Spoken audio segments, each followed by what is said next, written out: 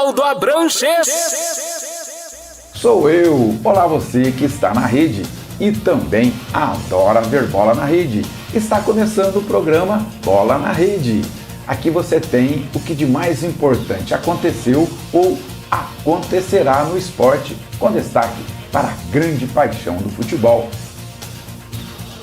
São destaques do programa de hoje, na crônica do professor Ronaldo Abranches, sobre as mãos de Jesus, uma chuva de graças cai sobre o Flamengo. Libertadores, que loucura é essa? Imagens e fatos da grande decisão. Futebol é o único esporte que pode proporcionar uma situação como a de sábado.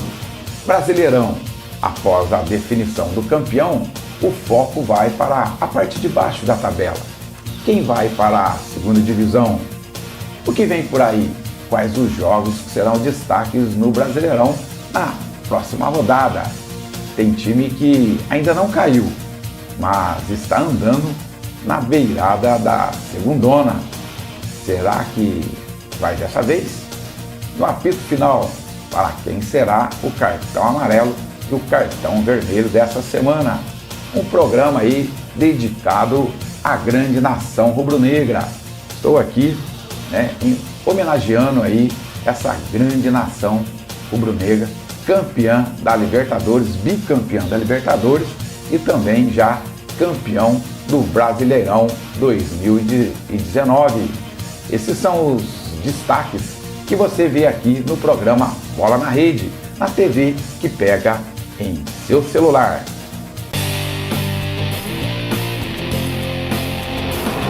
Por vários motivos, não pude ir pessoalmente em Lima, no Peru, mas não aceitei ficar fora do clima de uma decisão aguardada por 38 anos. Um sábado com sol carioca e uma grande decisão continental. O mais belo e importante templo não poderia ficar de fora. O Maracanã estava no clima da grande decisão. O ritual era o mesmo, o seu entorno já coberto de vermelho e preto, e uma empolgação contagiante caminha em direção ao maior do mundo, como uma procissão onde a paixão é cultuada. A entrada segue o ritual de uma verdadeira religião, onde os fiéis entoavam os hinos com palavras de fé e exaltação. O templo vai se enchendo e a hora do culto se aproxima. Os desavisados acreditariam que ali estava acontecendo a grande decisão, mas não. O estádio Monumental em Lima fica a 4.846 quilômetros do grande templo. Fato que somente uma grande religião poderia proporcionar. Os times entram em campo, os fiéis rezam, pois a situação não estava bem. O time estava diferente, estranho. O time argentino mais parecia o Flamengo do Brasileirão, sufocando e reduzindo o espaço de jogo. As preces aumentam, mas o pecado acontece logo aos 14 minutos. River 1-0. Pior, mantém a pegada de marcação, deixando o time do Flamengo nervoso, com as esperanças Gabigol e Bruno Henrique apagados. O tempo passa, até que o sino bate e tudo paralisa para o intervalo. Os fiéis tentam acreditar no milagre do tipo: Jesus vai resolver no vestiário. João de Deus, seu auxiliar, vai ajudá-lo na salvação. Durante o intervalo, o mega telão cultua os consagrados Zico e demais eternizados nessa religião. Começa o culto. A via sacra continua. O time não se acerta. O tempo passa. Os fiéis parecem perder a fé. Alguns começam a dura via crucis de retirada para uma pesada caminhada com as várias histórias de cheirinho e angústia.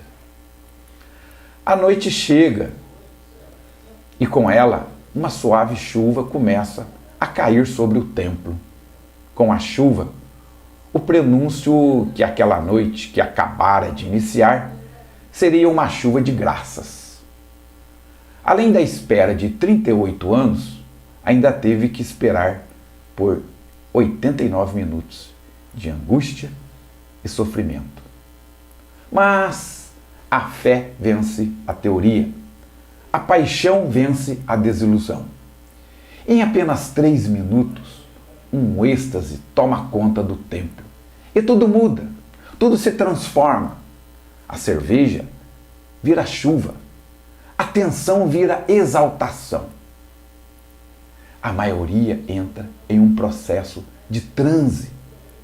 Jesus e seus 11 discípulos fazem o milagre acontecer. Os argentinos estão incrédulos pelo que acontece. Uma energia cósmica muda a história da razão para a emoção, da fé e da paixão. Flamengo muito mais que o mais querido, uma verdadeira religião. A chuva não se contém.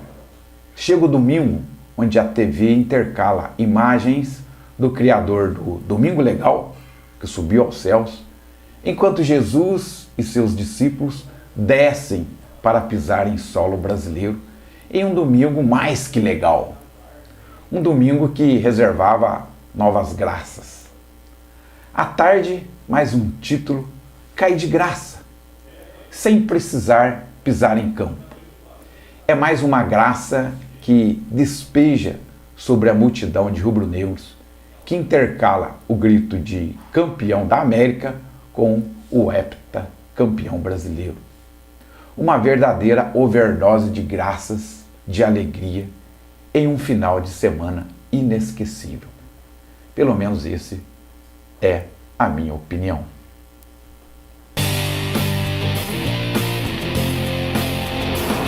Estamos de volta no programa Bola na Rede e nesse bloco o final de semana na rede. E para mais uma vez ajudarmos a fazer uma reflexão, uma análise, né, do final de semana no futebol, mais uma vez nosso amigo Cirineu conosco para nos ajudar aqui a ver a situação do Campeonato Brasileiro, falar um pouco sobre esse final de semana épico relacionado aí a 2 decisões. Professor Cirineu, seja bem-vindo mais uma vez. Obrigado, Ronaldo, repleto de alegria, né? Olá, amigos do Bola na Rede. Começa o programa parabenizando o time do Flamengo, a torcida do Flamengo.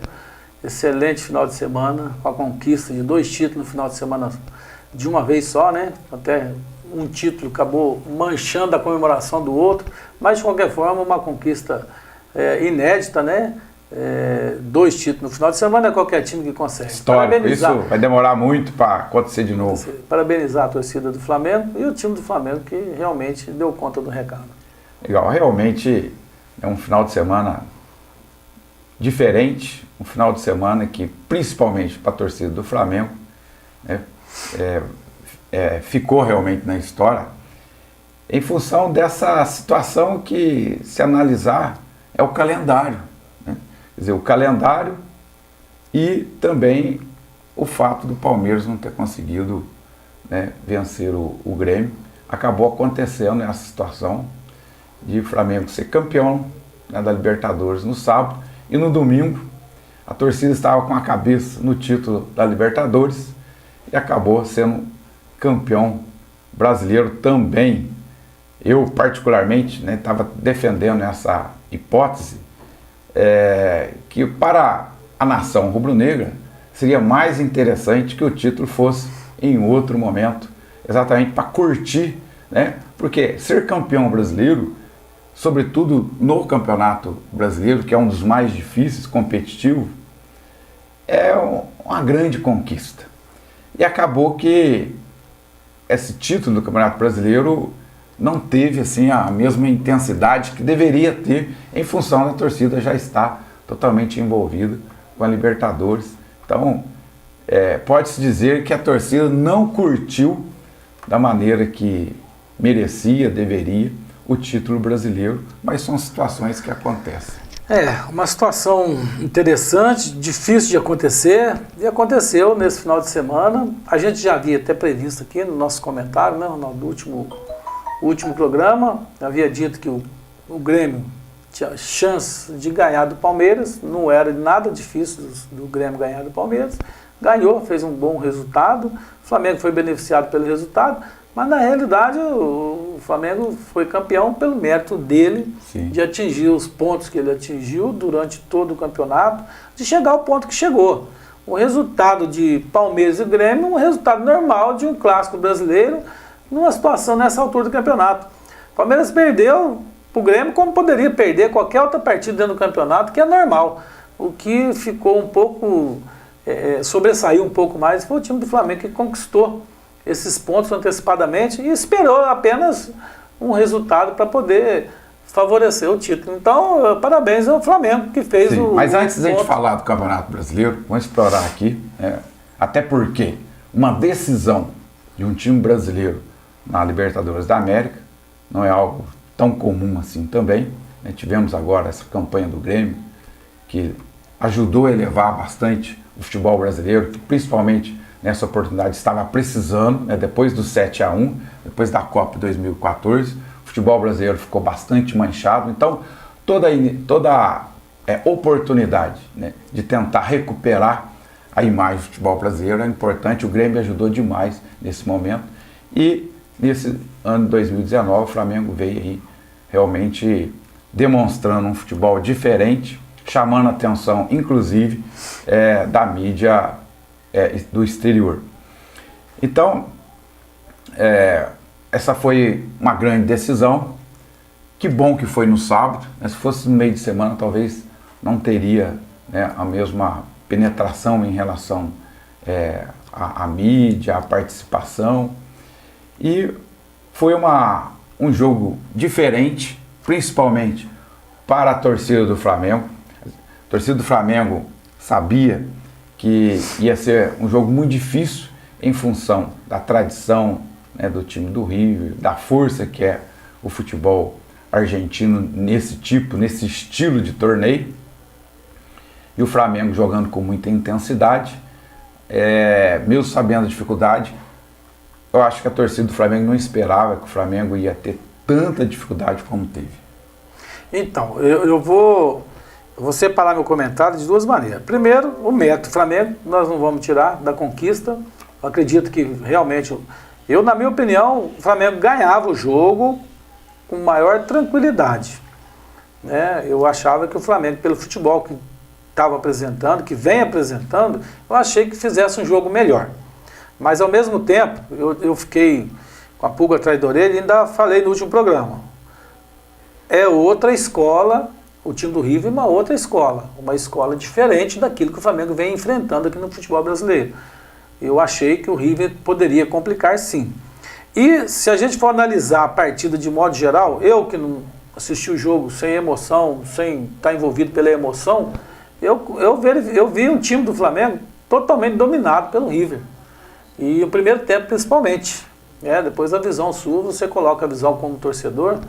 E eu vou colocar minha visão pura e simples, analisando pela razão. Eu vi o time do River, fez o jogo perfeito no primeiro tempo.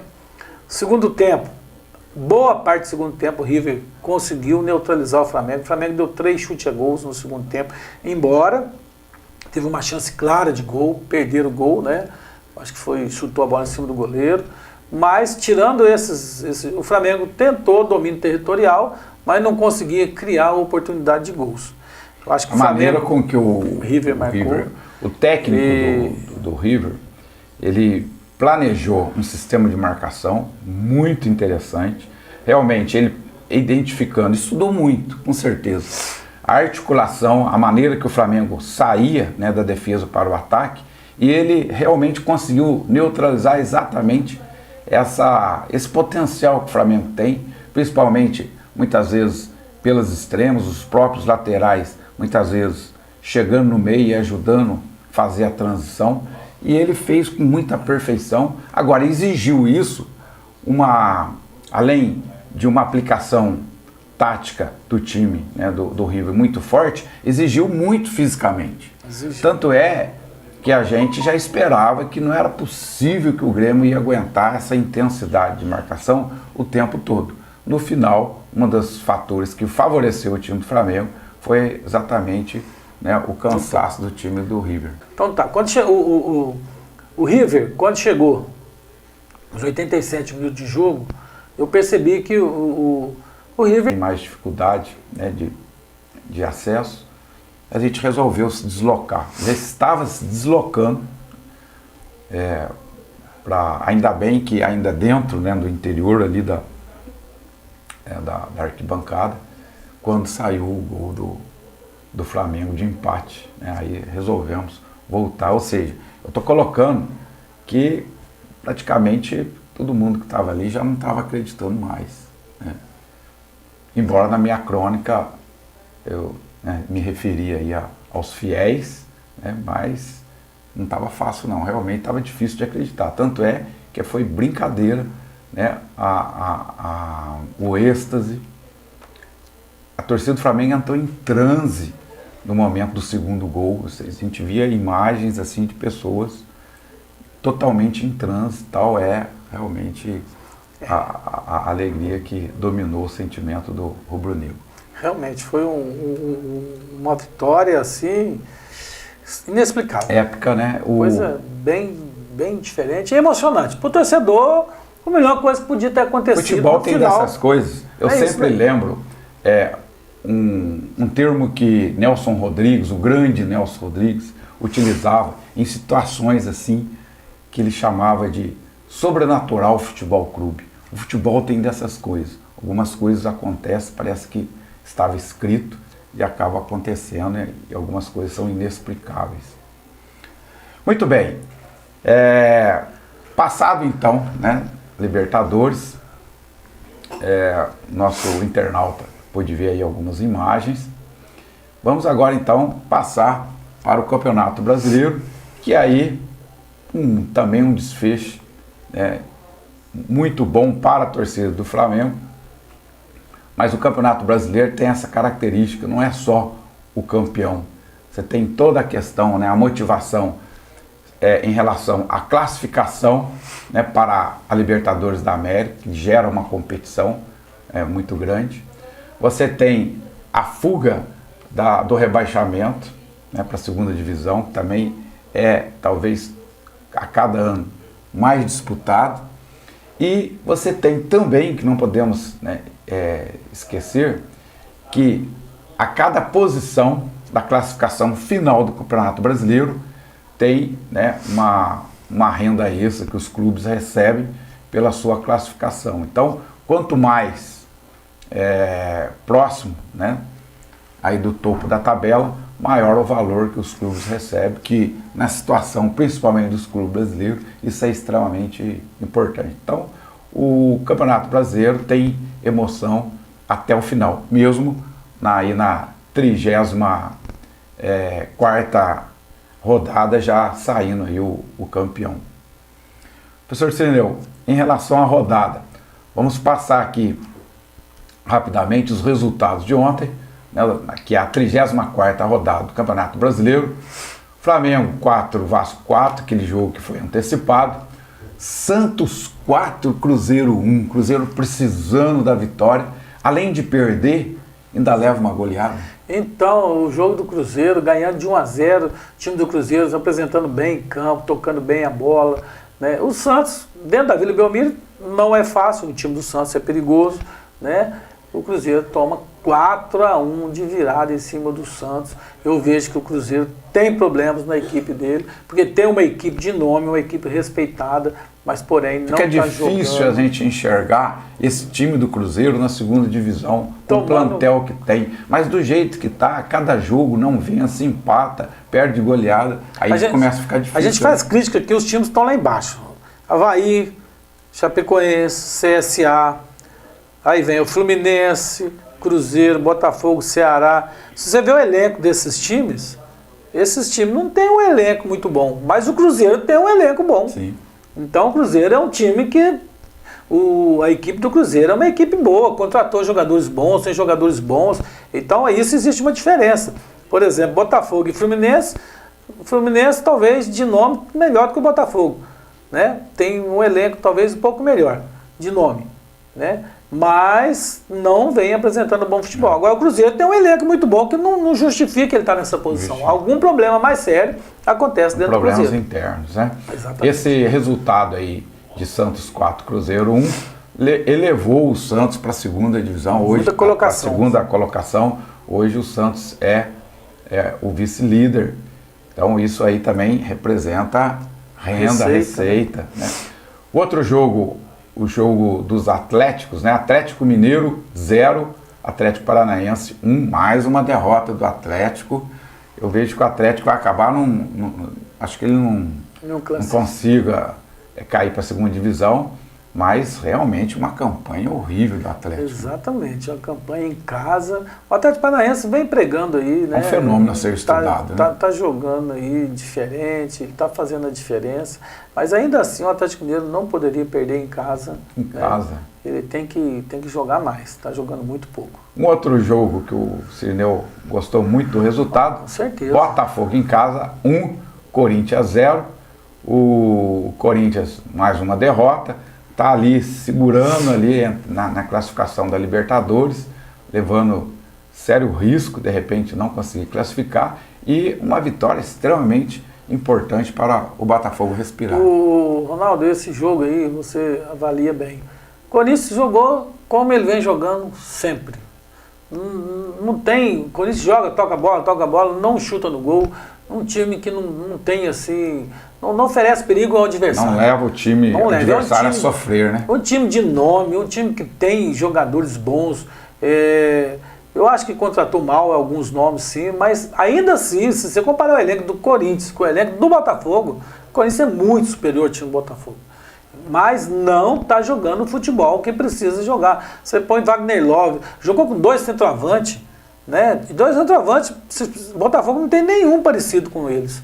Porque Wagner Love e o... Aí não adianta você ter 2 centroavantes na frente e o time não conseguir criar. Tem criação. Joga com 3 cabeças de área. Eu costumo usar o seguinte termo: 3 cabeças de área, cabeça de bagre, que não sabe dar um passo, não sabe chutar no gol, não sabe chegar na área. Futebol moderno não existe isso mais. Então o Corinthians tem que melhorar isso. E o Botafogo fez a parte dele. Ainda bem que fez a parte dele. Foi um alívio para os botafoguenses. Ainda bem que ele conseguiu achar um gol, achou o gol, continuou jogando da maneira com que ele vem jogando no campeonato a vida inteira. Só que ontem ele doou um pouquinho mais, né? Mas o Corinthians o Gatito não fez grandes defesas. Foi 1-0, sem grandes defesas do Gatito. Em outros jogos, o Gatito salvou o Botafogo. Dessa vez, não. Foi um jogo que realmente o Botafogo fez o gol e conseguiu dominar, segurar, né, o jogo até o final. Um jogo extremamente importante. Um outro jogo de 7 gols, Goiás 4, Bahia 3. Os dois ali equilibrados no meio da tabela, buscando uma classificação da Libertadores, que eu acho difícil, mas conseguindo se manter na primeira divisão, que eu acho extremamente importante, e ainda garantindo aí a Sul-Americana, né? Os dois times que estão brilhando nesse campeonato, é lógico, vamos esquecer a parte de cima, que nós já comentamos, né? Campeão, tudo. Goiás e Bahia são 2 times que vêm fazendo uma campanha. Uma boa campanha, né? Boa campanha. Outro jogo que acabou definindo, né, o campeão brasileiro 2019, Palmeiras 1, Grêmio 2. Então, o que eu falei, tratando de campeonato brasileiro, é um jogo normal. O Grêmio está subindo na tabela, todo mundo sabia que não é um jogo difícil. Palmeiras não vem apresentando. E ficou evidente que o Palmeiras não está jogando realmente para ser campeão. O Palmeiras tem que avaliar as contratações dele, contratou muita gente. Gastou, mas investimento alto. Aqui que eu falei e continuo falando. Né, vou voltar a falar do Flamengo, porque o Flamengo contratou e deu resultado. Dessa vez contratou certo. A gente tem que reconhecer isso. O Palmeiras vem contratando, mas não contratou as peças certas para fazer um time que faz a diferença. Tem elenco, mas não está jogando. E o Grêmio continua sendo uma boa equipe no Campeonato Brasileiro. Se o Grêmio não fizesse toda aquela estratégia de poupar seus jogadores, em função da Libertadores, Ele eu não tenho dúvida que o Grêmio estava lá Estava em segundo colocado. na ponta da tabela e brigando realmente para ser campeão. Outro jogo também de dois times que estão lá no meio, Internacional 2, Fortaleza 2. O Inter brigando ainda pela Libertadores, está em 7º lugar. O Fortaleza aí buscando uma Sul-Americana, que para ele é sensacional se conseguir. Surpreendendo o Fortaleza, jogando bom futebol, encarando o Inter lá fora, estava ganhando, quem empatou foi o Inter. Diga-se de passagem, o Inter empatou 2 vezes. Né? Então eu acho que parabéns ao Fortaleza, o Rogério Ceni fazendo um bom campeonato. E aí você vê, se o problema do Cruzeiro fosse treinador, o Rogério Ceni não estava na situação que está hoje. O time do Fortaleza, em comparação com o time do Cruzeiro, é um time bastante diferente. Então eu acho que o Cruzeiro tem problemas sérios lá dentro. É extracampo, né? Extracampo. O outro jogo de risco aí para o Ceará, Ceará empatou com o São Paulo. Ceará 1, São Paulo 1. Foi um grande empate, um grande resultado para o Ceará, né? Mas embora não minimizou muito os riscos aí de rebaixamento. Já o São Paulo, mais uma vez, né? Deixou a desejar, a torcida agora está aumentando a pressão e agora a pressão está vindo um jogador extremamente caro, né, que é o Dani Alves, e vai ter que segurar isso aí até o final do campeonato para ver uma reestruturação no próximo ano, porque realmente a torcida do São Paulo está extremamente insatisfeita. São Paulo levou sufoco do Ceará no segundo tempo todinho. Teve chance de matar o jogo no pé do Daniel Alves, tropeçou, caiu por cima da bola, significa que o jogador não está em condições físicas de disputar um campeonato do Campeonato Brasileiro. Caiu por cima da bola o Daniel Alves e não foi uma vez só não. Teve outra chance de matar o jogo na cara do gol, também erro de passe, e o São Paulo acabou tomando um empate, foi castigado no finalzinho, último lance do jogo, e o Ceará fez a parte dele. Está tentando sair da zona de rebaixamento. Outro jogo que, embora tem um rebaixado, o outro matematicamente não, mas a gente considera que os dois, né, já estão rebaixados. Avaí 0, Chapecoense 1. Chapecoense, embora matematicamente não está rebaixado, não vejo condições ele se safar aí da segunda divisão. É uma situação muito difícil. Isso aí é o jogo regional que vai... O outro jogo que está ainda pendente é CSA e Fluminense, jogo extremamente importante, né, para o Fluminense tentar aí sair dessa situação extremamente difícil. Essa rodada foi uma rodada de muita bola na rede, né? Foram 32 bolas na rede em 9 jogos, que dá aí uma média de 10,5 gols, ou seja, uma média altíssima nessa rodada. Ainda está faltando um jogo, né? Está faltando um jogo. Quem sabe melhora ainda mais. Sim, até ajudando um pouco das rodadas, as últimas rodadas, que o índice foi um pouco baixo. Após esses resultados, a classificação do Campeonato Brasileiro, então, ficou assim definida. Primeiro lugar, Flamengo, já campeão. Segundo lugar, o Santos, né, chegando aí à segunda colocação. Eu acho que talvez o Santos vai manter aí, pela maneira que está jogando o Palmeiras. Com certeza. O Santos vai acabar sendo aí o vice-campeão. Merece também, está jogando bem. Com 68 pontos. Terceiro lugar, o Palmeiras, com 68 também. Quarto lugar, o Grêmio, também ninguém tira o Grêmio aí, né, do G4. Quinto lugar, o Atlético Paranaense, 56 pontos. Sexto lugar, o São Paulo, com 54. Sétimo lugar, o Internacional, com 51 pontos. Oitavo lugar, o Corinthians, com 50 pontos. Lembrando que, em função do título conquistado pelo Flamengo no sábado, na Libertadores da América, abriu mais uma vaga. E então ajudou bastante o Corinthians, desde que ele se mantém aí, né? Esse é o grande drama aí da torcida corintiana. Nono lugar, o Goiás, com 46 pontos. Décimo lugar, o Bahia, com 44. 11º, o Vasco, com 44. 12º, o Fortaleza, com 43. 13º, o Atlético Mineiro, com 41. 14º, o Botafogo, com 39 pontos. E aí eu vejo que do 14º para baixo, o risco, né? Existe sério risco. 15º, o Ceará, com 37 pontos. 16º, o Cruzeiro, com 36. 17º, o Fluminense, com 35. Lembrando que o Fluminense tem um jogo, esse jogo contra o CSA, que se vencer, joga o Cruzeiro para baixo e sai da zona de rebaixamento. 18º, o CSA com 29, para mim já está sacramentado. 19º, o Chapecoense com 28 também. E matematicamente já rebaixado em 20º lugar na lanterna, o Avaí. Então essa é a situação, uma situação que, em termos de mudança, praticamente eu vejo que se houver, mas é na parte de baixo, com certeza nessas 4 rodadas vai ter alteração aí, um time entra, o outro sai, um entra, o outro sai. Eu acredito que essa mudança pode ocorrer na parte de baixo, né? E agora, com a vitória do Botafogo, o Botafogo dá uma respirada boa, mas você fazendo o estudo das tabelas, o que vai acontecer, né?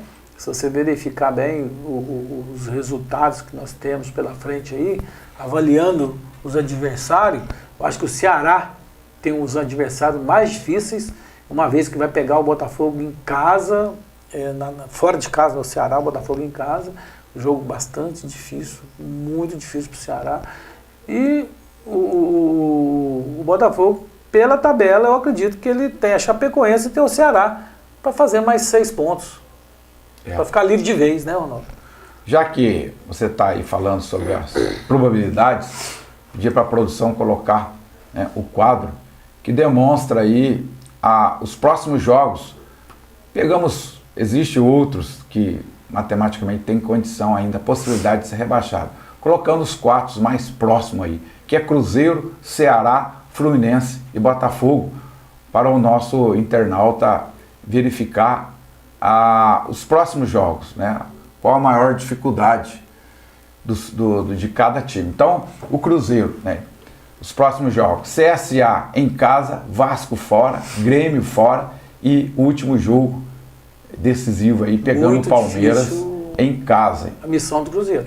Embora jogue em casa. Já o Ceará pega o Flamengo fora, que é na próxima quarta-feira, o Atlético Paranaense em casa, o Corinthians em casa e o Botafogo fora. Eu acho que o Ceará, a situação dele também é bem complicada, né? Muito complicada. Eu acho até mais do que o Cruzeiro. Mais do que o Cruzeiro. O Fluminense pega o Palmeiras em casa, o Avaí fora, o Fortaleza em casa e o Corinthians fora. Uma situação talvez difícil melhor também, que os outros, mas eu acho que menos pior aí do que principalmente o Ceará. Vai pegar o Avaí, né? Vai pegar e o Fortaleza. Isso. São 2 times. O Palmeiras e o Corinthians vai ser pedreira. Depende da situação do Corinthians que vai estar lá na final. E o Botafogo? Botafogo também. Botafogo vai pegar Chapecoense fora. Chapecoense tem jogado bem em casa. Tem. Vai pegar o Internacional em casa, o Atlético Mineiro fora, mas o Atlético não está ganhando nem em casa. E vai pegar o Ceará em casa. Esse jogo aí contra o Ceará, a última rodada, talvez seja um jogo decisivo. Sim. Em relação a isso. Então, mas se você for avaliar a tabela aí, o Botafogo está em melhor condições. Porque vai pegar em casa o Inter. Eu acho mais difícil é o Ceará. É o Ceará. Tanto pelo plantel que tem, como pelos adversários. Exatamente. E se você for verificar ali, Ronaldo, todos os times vão ter uma dificuldade enorme, né, para tentar sair dessa zona de rebaixamento. Todos eles. O mais difícil para mim é o Ceará ainda. Muito bem. No próximo rodada, que é a 35ª rodada, que será no meio de semana. Então, tem os seguintes jogos: Internacional e Goiás, Chapecoense e Botafogo, Bahia e Atlético Mineiro, Corinthians e Avaí, Flamengo e Ceará, Atlético Paranaense e Grêmio, Fluminense e Palmeiras, Fortaleza e Santos, São Paulo e Vasco, Cruzeiro e CSA. Desses jogos, para você, qual poderia ser a maior, ou poderia ser o grande jogo, ou é a maior expectativa? Ô, Ronaldo, aí eu vou destacar ali o Fluminense e Palmeiras, um jogo extremamente importante para os 2 times. O Palmeiras tem que retomar, e o Palmeiras tem que sair, e o Fluminense tem que sair da segunda divisão, e o Palmeiras tem que retomar o lugar dele, né, na tabela. Em função do tamanho do investimento, principalmente. Né? Ali o outro importante também é a Chapecoense e Botafogo. Um jogo decisivo para o Botafogo, né, que não vai ser nada fácil enfrentar a Chapecoense lá em Santa Catarina, mas é um outro jogo também em destaque. E o Cruzeiro e o CSA estão brigando ali embaixo da tabela. Então, a briga embaixo está mais importante do que os demais jogos. No próximo bloco estaremos dando o apito final. Quem receberá o cartão amarelo dessa semana? Quem receberá o cartão vermelho dessa semana? Não saia da rede. Continue conectado. Voltamos já.